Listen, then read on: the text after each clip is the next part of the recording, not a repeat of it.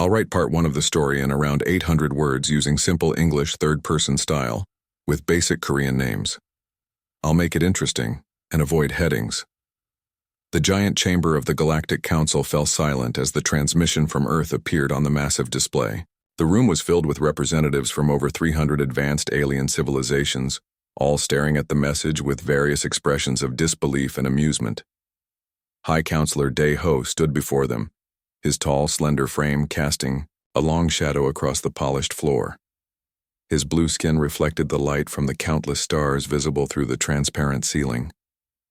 The Council headquarters orbited a neutron star at the center of the galaxy, symbolizing their power and technological advancement. Esteemed members of the Galactic Council, Dae-ho began, his voice deep and formal. We have received the first official interstellar transmission from the planet designated Sol 3, locally known as Earth. A low murmur spread through the assembly. Earth was a backwater planet in an unremarkable solar system, barely worth noting in the vast catalog of worlds. The humans have detected our observation satellites, continued Dae-ho, and in response they have sent us this. He gestured toward the screen where the Earth message played.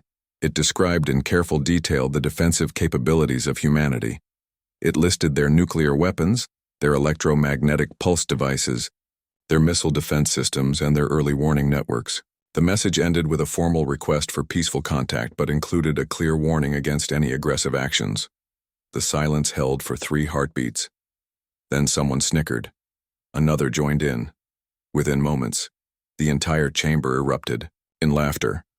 They think they can defend themselves with nuclear fission, gasped Ambassador Jisoo between fits of laughter. She was from the Proxima system. Her species evolved with 3 eyes and remarkable intelligence. My personal shuttle has better defensive capabilities. Dae-ho allowed himself a small smile. Indeed, their technology is approximately 300 standard cycles behind the Council average. Chief Scientist Suho approached the central platform, his hoverchair gliding silently across the floor. High Counselor, if I may, our analysis indicates these humans have only achieved basic space travel within their own system. They have no faster-than-light capabilities, no gravity manipulation, no matter-energy conversion. Their most advanced computers are barely sentient. And yet, said Security Director Minho, the only one not laughing, they detected our stealth observation satellites. The laughter slowly died down as all eyes turned to Minho. Unlike most Council races who had evolved beyond physical combat, the Director's species still maintained warrior traits. His forearms were crossed over his chest and his expression remained serious. A lucky detection, dismissed Science Director Tae-yong. Probably caught a reflection from their sun at just the right angle. Nothing more. Even so, said Minho, it is unusual for a Category 3 civilization to detect our technology. Dae-ho nodded thoughtfully. Noted, Director, but hardly concerning.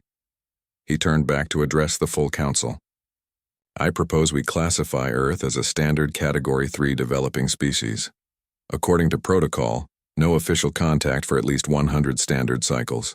Continued observation only. Ambassador Jisoo stood from her seat. I second the proposal. These humans are clearly primitive.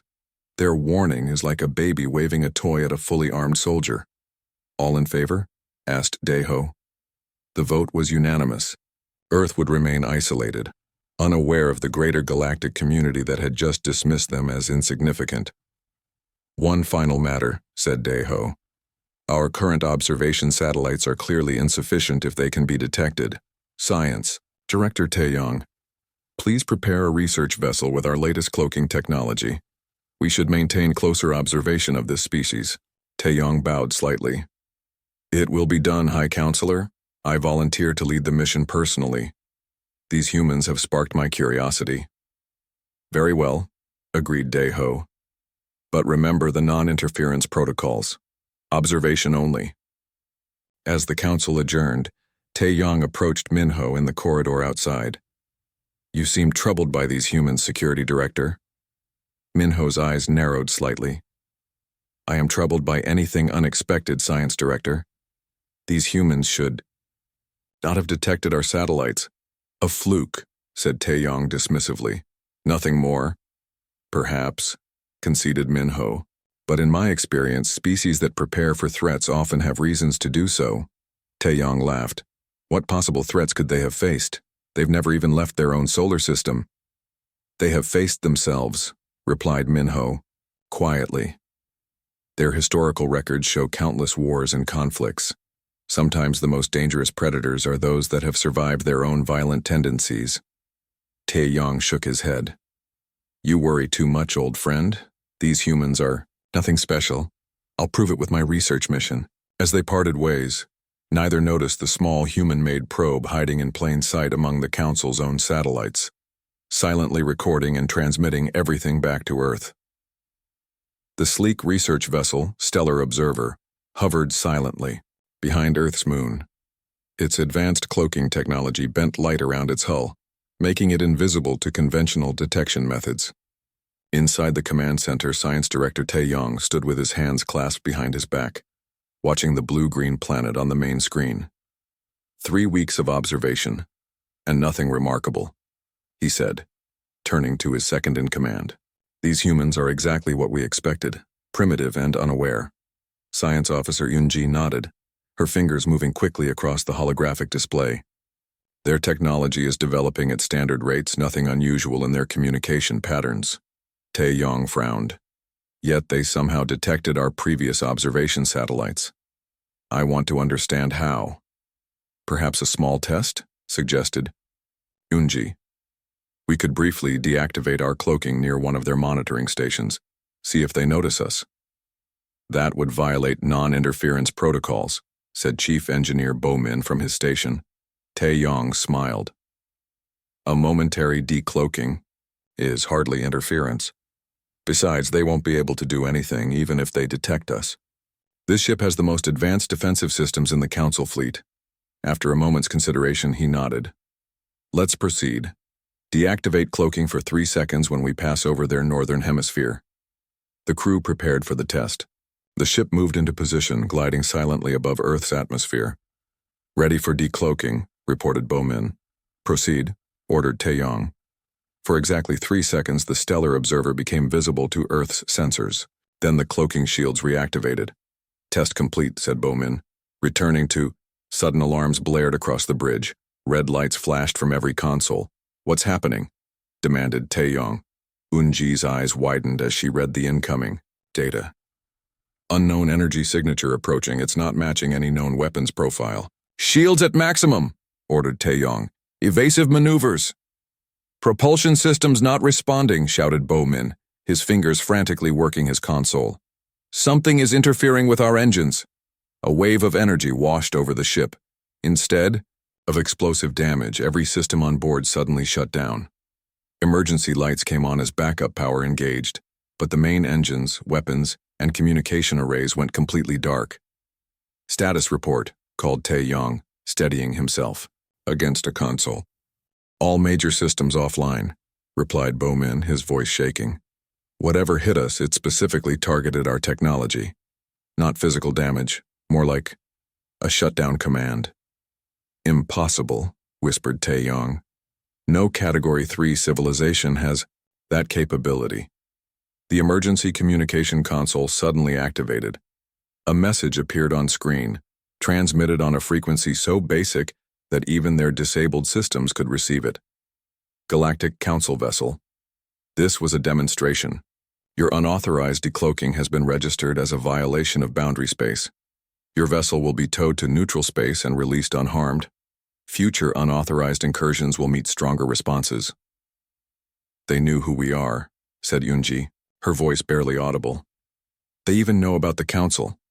Before anyone could respond, the ship lurched forward. Through the viewports, they could see strange devices attaching to the hull. We're being towed, reported Bomin incredulously, by technology we can't even detect properly. For 6 hours, the helpless vessel was pulled through space. The crew could only watch as Earth grew smaller behind them. Finally, they stopped at the edge of the solar system. A final message came through.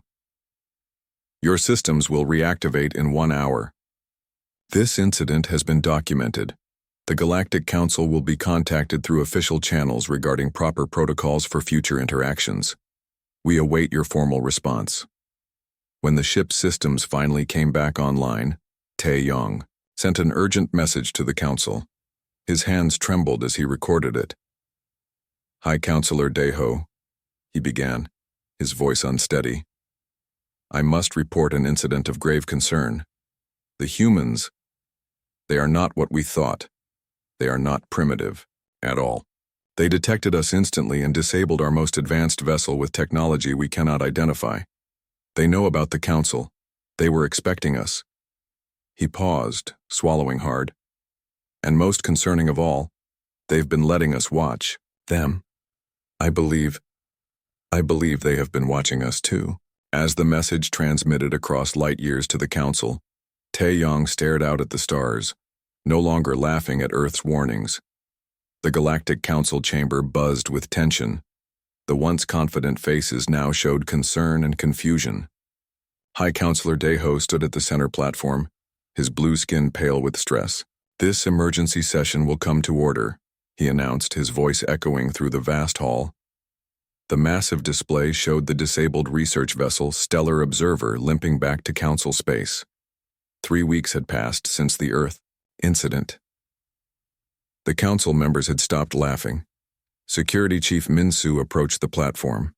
His normally calm demeanor was replaced with intense focus. "Honorable Council members," he began, "the humans have achieved what we believed impossible. They detected and disabled our most advanced research vessel with technology we cannot identify." Ambassador Jisoo leaned forward. "How could this happen? They're supposed to be 300 cycles behind us technologically." "That is what we must discover," replied Min-soo. "I have formed an investigation team with our top scientists and strategists." The display changed to show Earth's orbital defense grid. To an untrained eye, it looked primitive. Simple satellites and outdated space stations. Chief Analyst Jun-ho stepped forward. "Our first discovery is that Earth's visible defenses are merely a front.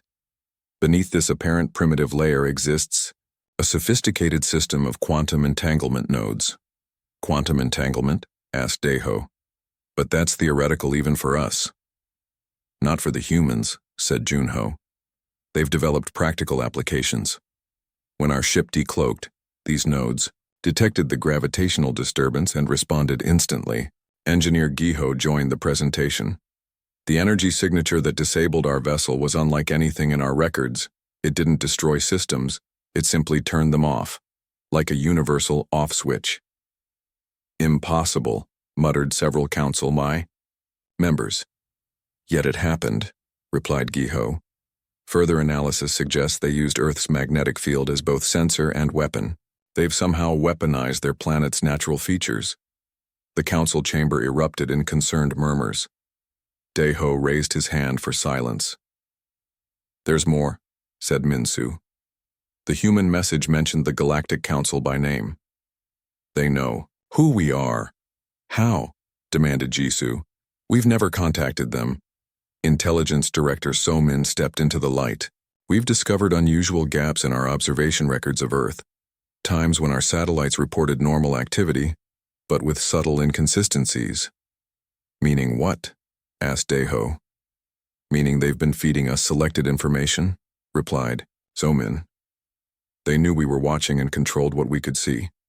Strategist Hee-jin approached with a data tablet. "Most concerning is how their technology developed. All advanced species follow similar technological paths, from combustion to fusion, from basic computing to artificial intelligence." She displayed a timeline of Earth's development. "The humans took different paths. Instead of developing faster starships, they created better stealth systems. Instead of building bigger weapons, they made undetectable ones." "But why?"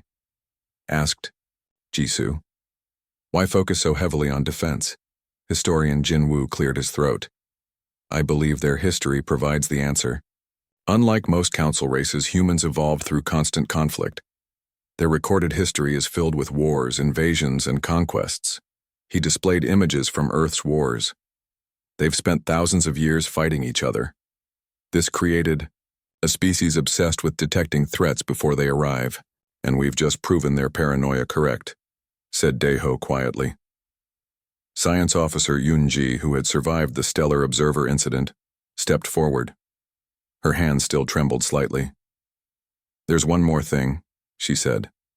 When they towed our ship away, I detected unusual energy signatures around their moon. I believe they have hidden bases there, bases with technology far beyond what they've shown publicly. Minsu nodded grimly. Our investigation suggests Earth has been preparing for potential alien contact for centuries. Their entertainment and literature are filled with stories of invasions and conflicts with extraterrestrial beings. So they've been expecting us, said Daeho. Not just expecting, corrected Minsu. Preparing. And based on how easily they neutralized our ship, they're better prepared than we ever imagined. Daeho turned to face the council. The classification of Earth must be reconsidered immediately. They are clearly not a Category 3 civilization. As the council prepared to vote on Earth's new status, a technician rushed into the chamber, his face pale. High Counselor, he said, handing Daeho a data crystal. We've detected an unusual object in the council hall itself. Security teams quickly located the device, a small, seemingly primitive probe hiding among their own monitoring equipment. It had been there for years, silently watching the watchers. The laughter that once filled the chamber when discussing Earth was now replaced with a heavy, worried silence. The investigation committee's formal report sat heavily in Daeho's hands. After 6 weeks of intensive research, the truth about Earth could no longer be denied. The High Counselor called the full Galactic Council into session, the massive chamber filling with representatives from across the galaxy. Today we face an unprecedented situation, Daeho began, his voice solemn. Chief Investigator Sang-min will present the committee's findings. Sang-min stepped onto the central platform. Behind him, the giant display showed Earth spinning peacefully in space.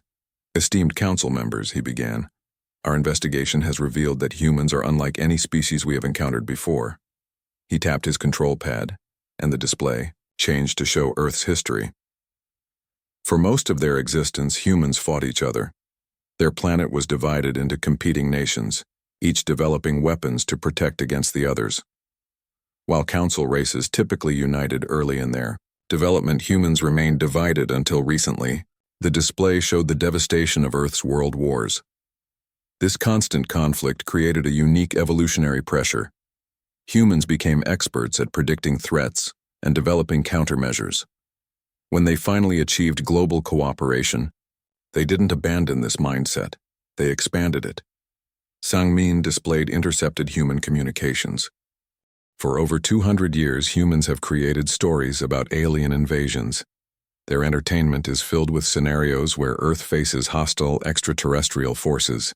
What we thought was mere fiction was actually preparation. The council chamber remained silent as Sang-min continued. Humans have been actively preparing for alien contact since they first looked at the stars. Every technological advance was developed with potential alien threats in mind. He displayed the schematics of Earth's true defense grid. Many council members gasped. Their quantum entanglement technology allows them to disable any advanced system remotely. They can detect the energy signatures of our drives across vast distances. And most concerning, they have developed these defenses without developing the typically corresponding offensive capabilities. You mean they're purely defensive? Asked Ambassador Jisoo. Precisely, replied Sang-min. Most species develop weapons that can be used for both attack and defense. Humans created systems that can only protect, never conquer. This makes them uniquely dangerous when threatened, yet uniquely harmless when respected. Security Commander Yujin approached the platform next. We conducted simulations of potential conflict scenarios, she said, her expression grim. The results were troubling. The display showed battle simulations. In every scenario, Earth's defenses neutralized council ships without destroying them. Their technology is designed to disable, not destroy. They can render our most advanced fleets completely powerless within minutes of engagement, and we have no countermeasures. How is this possible? Demanded a council member. They've never encountered our technology, That's what makes them remarkable, replied Yujin. They developed defenses against technologies they theorized might exist. Their scientists created countermeasures based on advanced physics principles, preparing for threats they had never seen. Daeho stood. What are the strategic implications? Chief Strategist Han Su stepped forward. High Counselor, we must recognize Earth as a major power immediately. Not because they could conquer us, they show no interest in expansion, but because they cannot be conquered. In all our history, we've never encountered a species we could neither intimidate nor defeat. And the human warning? Asked Daeho. Was sincere, said Han Su. They don't want conflict. They simply made it clear they are prepared for it. The council chamber buzzed with concerned whispers. Daeho raised his hand for silence. There is one final matter, he said. Our investigation discovered Earth has been aware of the Galactic Council for decades. Their monitoring probes have observed our activities throughout the galaxy. They know our strengths, our weaknesses, our politics. All this time, said Jisoo quietly, we thought we were the Watchers. In truth, replied Daeho, we were the watched. As the Council prepared to vote on Earth's new status, a human transmission arrived. It was simple, direct, and carried more weight than any threat could have. We are ready to talk when you are ready to listen. The massive United Earth Council building in Geneva gleamed in the morning sun. Inside the grand meeting hall, representatives from every nation on Earth gathered for humanity's first official contact with the Galactic Council. The room hummed with tension and excitement. Admiral Yoon-hee, Earth's defense coordinator, stood calmly at the center of the Earth delegation. Her simple black uniform contrasted with the elaborate ceremonial clothes of her colleagues. Around her neck hung a small medallion, the only sign of her rank. They're entering orbit now, said her aide, a young officer named Junho Yoon-hee, nodded. Right on schedule. The Galactic Council delegation had traveled for weeks to reach Earth. Their ship, the diplomatic envoy, was the largest vessel ever to openly approach the planet. On the massive screen at the front of the hall, the alien ship appeared. Unlike the sleek, intimidating vessels in human science fiction, it was beautiful, almost like a work of art, with graceful curves and softly glowing lights. Landing craft approaching, announced Junho. Outside the building, crowds gathered behind security barriers. Some carried welcome signs, others looked apprehensive. All were witnessing history. The Galactic delegation entered the hall with formal precision.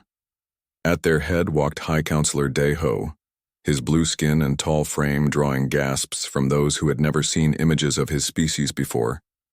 Admiral Yoon-hee stepped forward to meet him. The room fell silent. High Counselor Daeho, she said, her voice clear and confident. On behalf of Earth, welcome. Daeho bowed deeply, much deeper than protocol required.